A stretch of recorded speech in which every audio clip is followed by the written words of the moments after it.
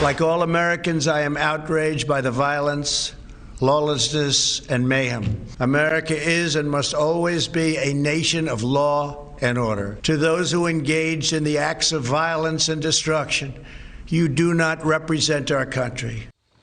President Trump condemning the violent mob that ransacked our nation's Capitol building. This, as we learn, Capitol Police Officer Brian Sicknick has died from his injuries sustained from rioters, bringing the death toll there to 5 people. Just terrible. Joining us now, Florida Congressman Greg Steube. Congressman, thank you for joining us this morning.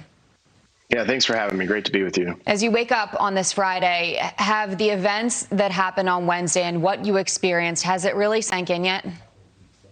Well, it's still very surreal. You know, you think about all the different things that you could have done to maybe try to change an outcome here or there or help people here or there. Everything happened so fast. And I remember before I saw them breach the line on the east side of the Capitol, and I was walking out from the minority leader's office, McCarthy's office, and there was a group of officers there. And I said, they just breached the line. Are they going to be able to get into here? And they're like, oh, no. There's several barriers between, there and here. And so you kind of dismiss, okay, well, then cause there's so many different actions you feel like you could have taken to prevent what occurred. But once they started getting to all these different points, chaos ensued. The officers just the lines broke and you had people everywhere. I actually got stuck between the House chamber because they had shut it down and the hallway where all the protesters were coming down. I got shepherded into a conference room. There were 3 other members in there and a couple of officers in there. And we literally just pushed a conference table up against the door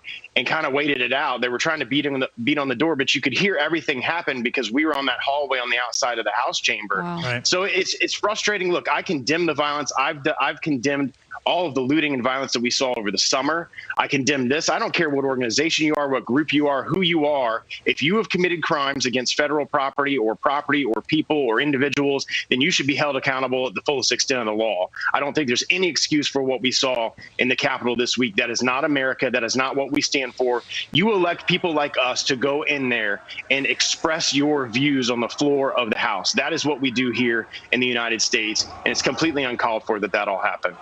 Meantime, Congressman, COVID hasn't gone away. Your governor, Ron DeSantis, partnering with Publix, that's a supermarket for those of you who don't know, to administer COVID-19 vaccinations. Question that Jillian and I and everybody here in the New York area are wondering, why can't states like New York and our friends in California learn from Florida's vaccination rollout?